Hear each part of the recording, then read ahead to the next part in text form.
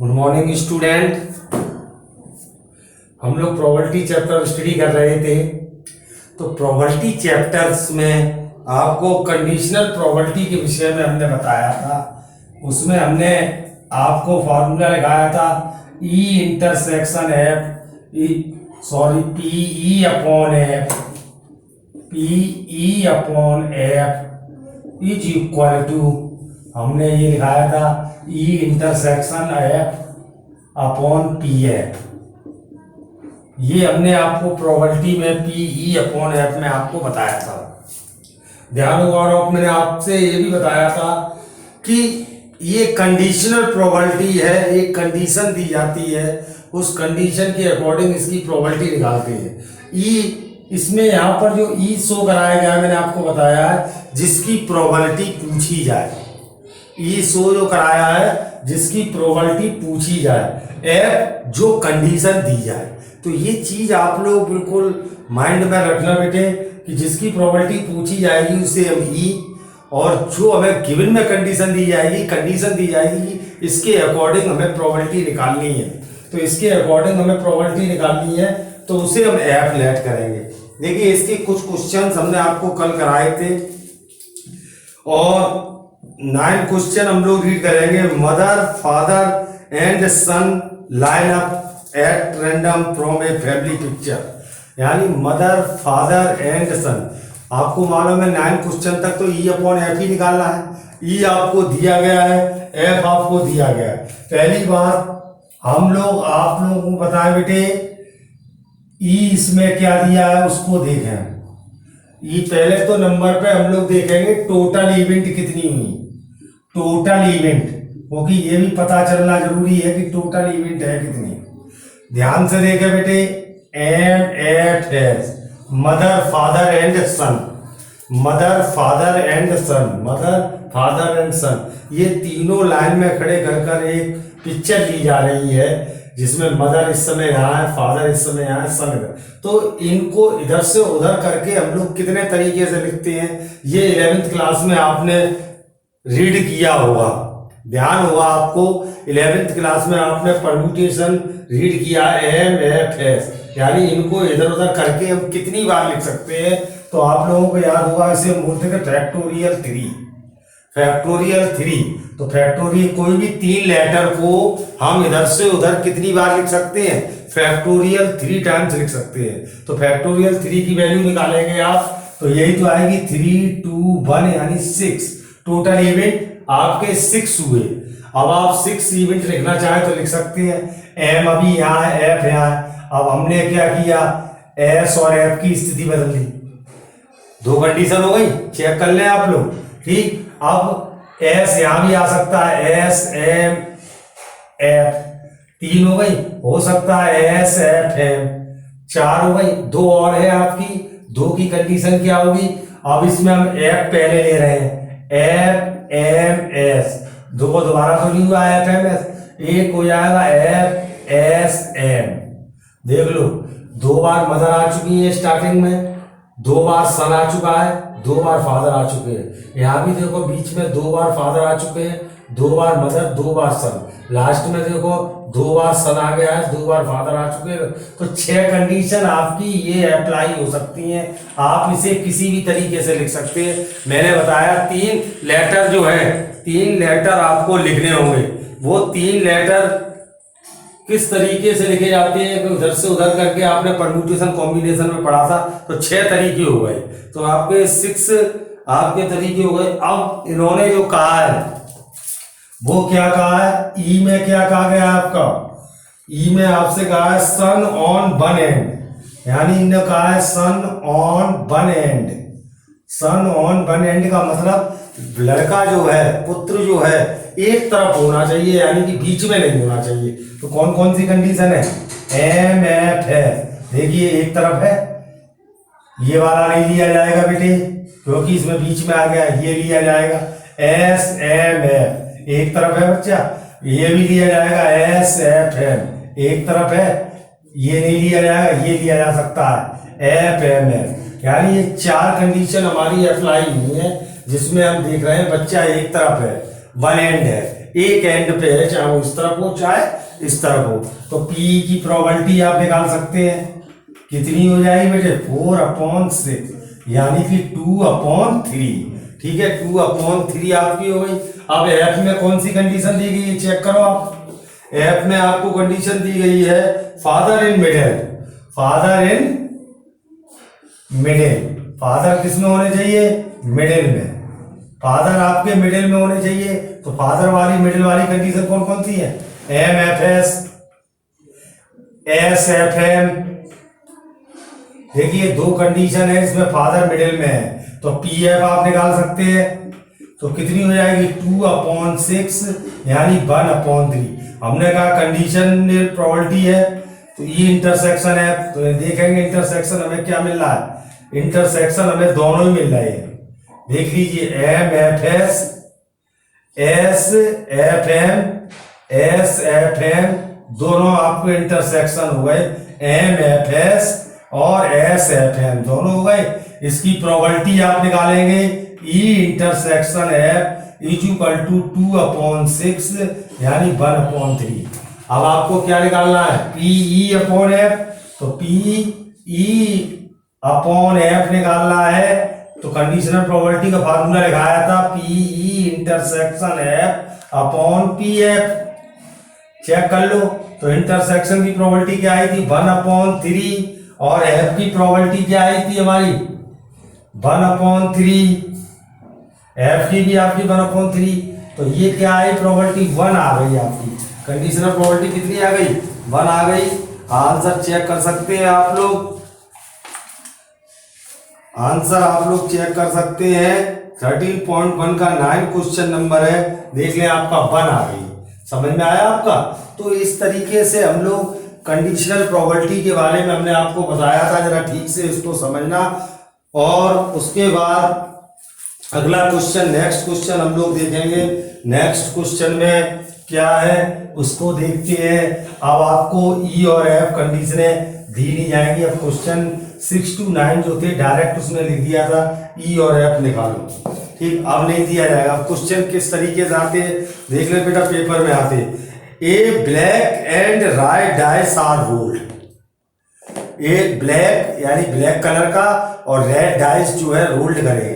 दो डाइस है आपके, तो दो डाइस रोल्ड करके आप डालेंगे। 36 कंडीशन होती है। ये 36 कंडीशन आप सब लोग जानते हैं क्या है। 1-1, 1-2, 1-3, 1-4, 1-5, 1-6। ये आपने 10th क्लास में रीड की है।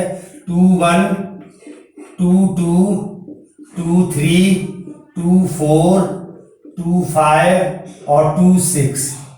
36 कंडीशन नोट कर रहा हूं मैं। 3-1, 3-2, 3-3, 3-4 और 3-5 और 3-6। 4-1, 4-2, 4-3, 4-4, 4-5 और 4-6, ठीक। 5-1, 5-2, 5-3, 5-4, 5-5 और 5-6। आपकी 6 वाली लाइन आएगी 6-1, 6-2, 6-3, 6-4, 6-5, 6-6, जो सभी अच्छे जानते हैं। लेकिन फिर भी मैंने लिख कर दिखा दिया है, लिखना कोई ऐसी आवश्यकता नहीं है। एक चीज याद रखना, पहला वाला ब्लैक है, दूसरा वाला रेड है। ब्लैक पे अगर रेड बन आया है तो रेड पे भी बन। पहला वाला ब्लैक है, ब्लैक पे बन आया है तो रेड पे 2 आया। ब्लैक पे बन आया है तो रेड पे 3 आया। ब्लैक पे 2 आया है, यानी पहले नंबर पे जो है वो आपका ब्लैक वाला है, क्योंकि इसमें ब्लैक पहले दिया गया है। तो हमने इसको ये आपने मान लिया पहला वाला ब्लैक, दूसरा वाला रेड, पहला वाला ब्लैक, दूसरा वाला रेड। पहला ब्लैक का डाइस है, दूसरा रेड डाइस है, याद रखना। अब फाइंड द फर्स्ट पार्ट में देखिए, फर्स्ट पार्ट को रीड करते हैं। फाइंड द कंडीशनल प्रोबेबिलिटी, यानी कि जिसकी कंडीशनल प्रोबेबिलिटी पूछी जाती है उसको हम ई से डिनोट करते हैं, आपको बताया था। तो किसकी पूछी गई है? Find the conditional probability obtain some greater than 9, यानी कि ग्रेटर देन 9 जिसकी प्रोबेबिलिटी पूछी गई है हमने आपसे कहा था कि जिसकी प्रोबेबिलिटी पूछी जाए उस इवेंट को हम ई लेते हैं और जो कंडीशन गिवन में दी जाए उसको हम एफ लेते हैं। तो इसमें find the conditional probability. Conditional probability किसकी पूछी गई है? जिसमें सम ग्रेटर देन 9। उसमें सम कितना दिया गया है? सम ग्रेटर देन 9। तो ई में आप वो इवेंट लिखेंगे जिसका सम 9 से ग्रेटर है। तो देखिए 9 से ग्रेटर वाले सम वाले देखेंगे। इस लाइन में तो है नहीं कोई, तो इसमें ये है 4 6, इसमें बेटा 5 5 और 5 6, इसमें बेटा 6 4 6 5 और 6 6। यानी जिसकी प्रोबेबिलिटी पूछी जाए, जिसकी कंडीशनल प्रोबेबिलिटी पूछी जाए उस इवेंट को हम ई लेट करते हैं, क्योंकि पी अपॉन एफ के फार्मूले के अकॉर्डिंग बात कर रहे हैं।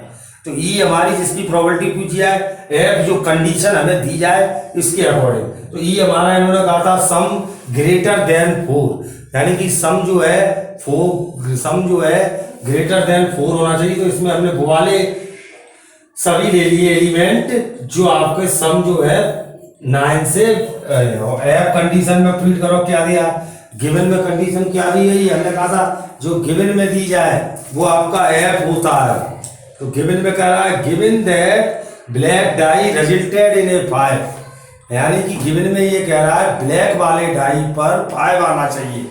ब्लैक वाला जो डाई है, तो पहले नंबर वाला हमने बताया था ये ब्लैक है और दूसरे नंबर वाला ये रेड है। तो ब्लैक पर रिजल्ट क्या आना चाहिए? 5। तो आप देखें तो केवल ये वाली पूरी लाइन आ जाएगी। इसमें आप देख रहे हैं ब्लैक पर क्या है? 5, और कहीं ब्लैक पे 5 तो है नहीं, ब्लैक पहला वाला है, ब्लैक पे 5। तो ये वाली पूरी लाइन आ गई 5, 1, 5, 2, 5, 3, 5, 4, 5, 5 और 5, 6। ठीक, ब्लैक पे। तो ई जिसकी प्रोबेबिलिटी पूछी जाए वो वाली इवेंट हो गई। एफ आपकी जो गिवन में दी जाए वो कंडीशन हो गई।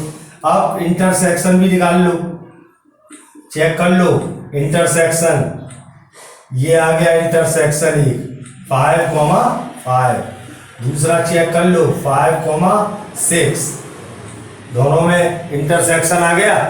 दोनों में इंटरसेक्शन आने के बाद हम लोग क्या करेंगे? हम लोग प्रोबेबिलिटियां निकालेंगे। जिसकी जरूरत होती है वो प्रोबेबिलिटी निकालने में पी एफ की जरूरत पड़ेगी। तो 5 अपॉन टोटल कितनी है हमारी? 36। 5 अपॉन 36, ठीक है। और इंटरसेक्शन की प्रोबेबिलिटी जरूरत पड़ेगी। तो इंटरसेक्शन की प्रोबेबिलिटी कितनी हो गई? इंटरसेक्शन में कितने हैं हमारे? 2, तो टोटल 36। तो अब आप तुरंत निकाल लेंगे पी ई अपॉन है। जिसकी प्रोबेबिलिटी पूछी जाए वह ऊपर और जो गिवन में दी जाए वो नीचे। ठीक, तो उसके बाद पी इंटरसेक्शन है, तो हमारा यही तो था पी इंटरसेक्शन है अपॉन पी एफ। तो आप देख रहे हैं पी इंटरसेक्शन एफ कितना आया था? 2 अपॉन 36 अपॉन में एफ कितना था? 5 अपॉन 36। 36 से 36 कैंसिल हो गया तो कितना आ गया? 2 अपॉन 5। देख लीजिए आप, क्लियर हो गया क्वेश्चन। मैंने आपसे कहा था कि जिसकी प्रोबेबिलिटी पूछी जाए उसे ई मानेंगे, इवेंट को ई मानेंगे, और जिसकी प्रोबेबिलिटी आपको कंडीशन दी जाए उसे एफ मानेंगे। ठीक, उसके बाद हम लोग देखेंगे। ठीक, अगले बी पार्ट में भी कह रहा है find the conditional probability obtain grade sum 8। इसमें ये कहा है सम 8 होना चाहिए। तो सम 8 ई में देख लेना सम 8 कौन कौन से हो रहे हैं आपका। एक तो ये हो रहा है, एक ये हो रहा है, एक आपका ये हो रहा है, एक आपका ये हो रहा है, एक आपका ये हो रहा है। ये आ जाएगी। और गिवन में क्या कर रहा है? Red die result less than 4, और रेड पे 4 से कम आए। रेड पे देखो यहाँ 4 से कम आ रहा है, ये सब आ गया। ये डी हो गया,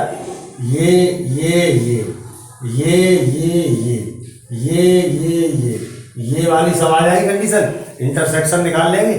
रेड वाला दूसरा वाला डाई था ना, कर लोगे आप लोग ये। ठीक, फिर भी कोई प्रॉब्लम हो तो आप पूछ सकते हैं, कोई भी ऐसी प्रॉब्लम वाली बात नहीं है। क्वेश्चन नंबर 11 देखेंगे हम लोग। क्वेश्चन नंबर हम लोग 11 को देखेंगे। ठीक, देखिए 11 भी क्वेश्चन आपका इजी क्वेश्चन है। कोई भी उसको हार्डली क्वेश्चन में नहीं दे सकते हैं। आप ठीक तरीके से अगर आप समझेंगे तो आपको क्वेश्चन क्लियर समझ में आ जाएगा। ठीक, देखिए 11 क्वेश्चन में आपका क्या कहा गया है। देखिए मैं एक दो पार्ट बता दे रहा हूं, ध्यान से देख रहे हैं। एक डाई रोल्ड किया गया है, इसमें ई में आया है 135। ई में कौन कौन से आया 135 और एफ में कौन कौन से आए 2 और 3।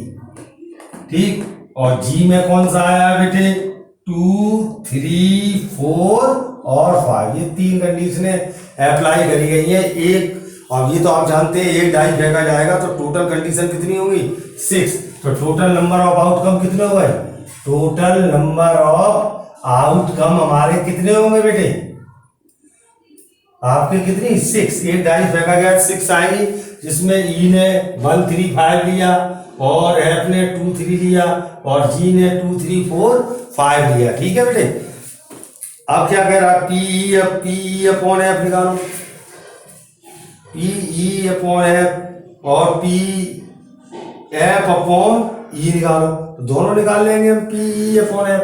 तो ई की प्रोबेबिलिटी पी अपॉन एफ निकालेंगे तो आपका क्या है, 2 आंसर पूछे गए हैं आपसे, 2 आंसर का आप निकाल सकते हैं पी अपॉन एफ। तो पी अपॉन एफ का मतलब आप फर्स्ट पार्ट कर लेंगे। भाई क्यों नहीं कर पाएंगे, देखिए पी ई अपॉन एफ निकालना है तो क्या हो गया P E intersection F upon जो नीचे होता है भाई यहाँ आ जाता है पी एफ हो गया। तो इंटरसेक्शन की प्रॉपर्टी, अब आप एक बात आइए, एफ की प्रॉपर्टी क्या है, आप यहाँ निकाल लो। एफ की प्रॉपर्टी क्या होगा 2/6 यानी 1/3। इंटरसेक्शन की प्रॉपर्टी निकालेंगे, ध्यान से देखो मैं डायरेक्ट लिख रहा हूँ। ई और एफ का इंटरसेक्शन क्या हुआ, ओ केवल एक ही इवेंट आ रहा है इंटरसेक्शन में, एक ही। तो क्या आएगा बेटा, तो क्या एक ही आ रहा है तो 1/6, इसमें लगा देंगे 1/3 और 1/6। तो आपका 6/3 यानी कितना हो गया, ठीक उल्टा लिख गए बेटे हम लोग, ऊपर 1/6/1/3। तो कितना आएगा 1/2। समझ गए। ऐसे ही एफ अपॉन ई निकालेंगे तो एफ अपॉन ई में नीचे क्या आ जाएगा ई, नीचे किसकी प्रॉपर्टी आ जाएगी ई की, कर लोगे। ऐसे ही ई और जी में देख लेंगे बेटे। ठीक, अब थर्ड में जैसे ये कह रहा है, ध्यान से देखें थर्ड पार्ट में आपका क्या कह रहा है, थर्ड में ये कह रहा है पी, ध्यान से देखें बड़ा ब्रैकेट लगा दे रहा हूं, ई यूनियन एफ अपॉन जी निकालना है। देख लीजिए, चेक कर लीजिए, है तो कंडीशनल, अभी से पूरे को एक मान लो, इसको दूसरा मान लो, तो हमारा जीत हो जाएगा इन दोनों का इंटरसेक्शन। तो हमने ई यूनियन एफ और इसका इंटरसेक्शन किससे किया, जी के साथ। देख रहे हैं आप, इस ई और एफ का इंटरसेक्शन होता है, ई हमारा ई हो गया, एफ हमारा ई हो गया, तो इसका इंटरसेक्शन किया अपॉन नीचे क्या आएगा पी जी। अब ये चीज निकालनी पड़ेगी, पहले ई और एफ में यूनियन निकालोगे, तो ई और एफ में यूनियन निकालोगे तो क्या आ जाएगा 1, 2, 3, 5 आ जाएगा। फिर उसका इंटरसेक्शन जी के साथ करना है, 1, 2, 3 5 2, 3, 5 आपका कॉमन मिल जाएगा, इंटरसेक्शन मिल जाएगा, तो आप कर लोगे इसको। तो हमें इस तरीके से ये सारी इवेंट निकालनी होती हैं, ये तो आपको गिवन में ही दिया है, समझ में आया। वैसे ही हमारा सेकंड पार्ट है, तो सेकंड पार्ट में हम करेंगे। ठीक, ये क्वेश्चन नंबर हमने आपको 11 समझाया। अब आप 12 क्वेश्चन नंबर 12 देखेंगे। 12 में हम लोग किस तरीके से करते हैं, देखिए बेटे आप ये एक्सरसाइज लगभग हमारे फिनिश की ओर है। थोड़े बहुत एक्स्ट्रा क्वेश्चन भी आपको असाइनमेंट में दे दिए जाएंगे, तो थोड़े बहुत क्वेश्चन आप एक्स्ट्रा भी करेंगे। हम आपको आज असाइनमेंट भेजेंगे तो उसमें आप एक्स्ट्रा क्वेश्चन भी करेंगे, ठीक है। अच्छा, क्वेश्चन नंबर 12 में देखेंगे, assume that each born child is equally likely to be a boy or a girl। जन्म लेने वाला बच्चा एक लड़का होगा या लड़की होगी। ठीक, if a family has 2 children, एक परिवार में 2 बच्चे हैं, सब ध्यान से देखो, अगर 2 बच्चे हैं अगर एक परिवार में, तो हो सकता है दोनों लड़की लड़के हों, हो सकता है दोनों लड़कियां हो सकता है बड़ी लड़की हो छोटा लड़का हो सकता है बड़ा लड़का और छोटी लड़की हो। तो ये हमारी 4 कंडीशन बनेगी अगर फैमिली में 2 लड़के हैं, 2 चिल्ड्रन हैं, 2 बच्चे हैं। अब क्वेश्चन समझना, what is the conditional probability. Conditional probability देखना, जिसकी कंडीशनल प्रोबेबिलिटी पूछी जाती है उसको ई मानते हैं हम। क्या मानते हैं? ई। तो what is the conditional probability that both are girls, यानी कंडीशनल प्रोबेबिलिटी निकालनी है दोनों गर्ल्स होनी चाहिए। तो गर्ल्स, दोनों गर्ल्स हैं तो एक ही कंडीशन बन रही है भाई, दोनों गर्ल्स होनी चाहिए। तो कहा what is the conditional probability, मैंने आपसे कहा था जिसकी कंडीशनल प्रोबेबिलिटी पूछी जाए उसको हम ई लेते हैं। तो ई में क्या हो गया? बोथ आर गर्ल्स, दोनों केस क्या होनी चाहिए? लड़कियां होनी चाहिए। तो पी आप निकाल लेंगे। पी कितना है? 1/4। एक ही तो इवेंट है, टोटल कितनी है हमारी? 4। अब उन्होंने गिवन में क्या दिया है? गिवन दैट फर्स्ट पार्ट में दे रहा है youngest is girl. Young first में गिवन में क्या दिया? फर्स्ट पार्ट में यंगेस्ट इज गर्ल, यानी कि छोटी क्या होनी चाहिए? लड़की होनी चाहिए। गिवन में ये दिया है, देख लो बेटा, चेक कर लो। इसमें एक लड़की छोटी है, लड़की छोटी है, ठीक। इसमें देख लो लड़की छोटी है, लड़की छोटी है इसमें, यंगेस्ट इज गर्ल, ठीक। अब पीएफ निकालेंगे हम, तो हमारी कितनी आ गई? 2/4। ये भी क्या आ गया? 1/2। अब दोनों में इंटरसेक्शन निकालेंगे, ई में और एफ में। E/F निकाल रहे हैं कंडीशनल प्रोबेबिलिटी, तो इंटरसेक्शन हम लोग निकालेंगे ई और एफ में, तो केवल ये आया जी। तो प्रोबेबिलिटी निकाली E intersection F is equal to 1/4। हमारी ये प्रोबेबिलिटी निकल के आ गई 1/4। अब हमें क्या निकालना है? कंडीशनल प्रोबेबिलिटी जिसकी पूछी जाए वो ऊपर और जो गिवन में दी जाए वो नीचे।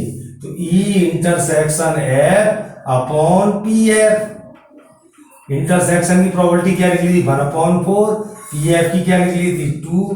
तो आपका क्या हो गया? 2/4 इज इक्वल टू 1/2 प्रोबेबिलिटी आपकी आ गई। इसी तरीके से सेकंड पार्ट में एफ बदल दिया है इन्होंने, क्या कह दिया? ई तो वही रहेगा, एफ बदल दिया है गिवन में। एटलीस्ट 1 गर्ल, कम से कम एक लड़की हो, तो कम से कम एक लड़की हो तो 1 2 3, ये 3 कंडीशन आ जाए। कर लोगे आप लोग, ठीक। अब आप क्वेश्चन नंबर 13 देखेंगे। क्वेश्चन नंबर 13, तो क्वेश्चन नंबर 13 में आप देखेंगे, ध्यान से चेक कर ले। उसके बाद 14 15 आप अपने आप ट्राई करके देखेंगे, कोई प्रॉब्लम हो तो पूछ लेंगे। A instructor has a question bank considering 3 easy true false, यानी क्वेश्चन बैंक है उसमें 300 जो क्वेश्चन दिए इजी ट्रू फॉल्स है। 200 डिफिकल्ट ट्रू फॉल्स, उसमें 200 जो है डिफिकल्ट ट्रू फॉल्स क्वेश्चन दिए, 500 इजी मल्टीपल चॉइस क्वेश्चन दिए गए हैं और 400 डिफिकल्ट दिए गए हैं। तो कोई दिक्कत नहीं है। तो आप ऐसा कर लो, जी हो गया ट्रू फॉल्स और जी हो गया एमसीक्यू। ये क्या है? सवाल को समझने की कोशिश करना, एमसीक्यू। अब यहां देखना, ये इजी वाले और ये डिफिकल्ट वाले, ये आपके कैसे हो गए? डिफिकल्ट वाले, ठीक। ये डिफिकल्ट, आप पढ़ के देखो question. 300 easy true false, true false कितने हैं? 300 easy true false and 200 difficult true false, 200 difficult true false, ठीक। 500 इजी एमसीक्यू दे रहा है, तो 500 के नीचे लिख दिया इजी में, इजी वाली लाइन में। और डिफिकल्ट कितने दे रहे हैं बेटे? और 400 डिफिकल्ट एमसीक्यू दे रहा है। देखो उसी के नीचे हमने लिख दिया इजी और उसके नीचे, समझ रहे हैं आप? तो टोटल क्वेश्चन हमारे कितने हो गए? टोटल क्वेश्चन काउंट कर लेंगे आप, तो टोटल क्वेश्चन जो निकल के आए 1400 आए। चेक कर लो, 500 400 900 1200 200 1400 क्वेश्चन हैं जो क्वेश्चन बैंक में आपको दिए गए हैं, ठीक है। अच्छा, अब क्या करा, if A question is selected, एक क्वेश्चन सिलेक्ट किया गया eight random from the question bank से, व्हाट इज द प्रोबेबिलिटी, हमने कहा जिसकी प्रोबेबिलिटी वो चीज आए उसे ही मानते हैं। कहा था what is the probability that it will be easy question, कैसा होना चाहिए, किसकी प्रोबेबिलिटी पूछी गई है, इजी क्वेश्चन की। तो इजी क्वेश्चन अब देख लो कितने हैं हमारे, इजी क्वेश्चन कितने हैं, सॉरी ये नहीं, इजी क्वेश्चन हमारे कितने हैं इजी, चाहे वो एमसीक्यू हो चाहे ट्रू फॉल्स हो, इजी की बात कही है कि प्रोबेबिलिटी निकालो कि क्वेश्चन कैसा होना चाहिए, विल बी इजी क्वेश्चन। तो 300 इजी में 300 इजी थे, एमसीक्यू 500 थे, तो टोटल 800 अपॉन 1400, चेक कर लो। ठीक, अब गिवन में जो दिया जाता है हमने कहा उसे एफ मानते हैं। गिवन में हमें क्या दिया गया है, गिवन में ये दिया गया है, given that it is MCQ, multiple choice question होना चाहिए। तो मल्टीपल चॉइस देख लो आप,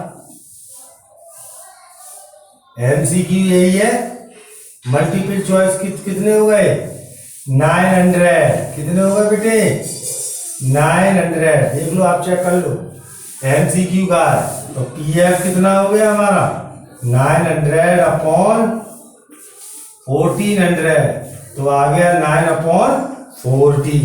इंटरसेक्शन चेक कर लो, इंटरसेक्शन में क्या है, ये चीज कॉमन हो गई, ये इसमें भी आ रही थी ई में भी, और ये एफ में भी आ रही है, तो कितना हो गया इंटरसेक्शन 500। तो P E intersection F is equal to 500 upon 1400, तो ये आ गया 5 अपॉन 40।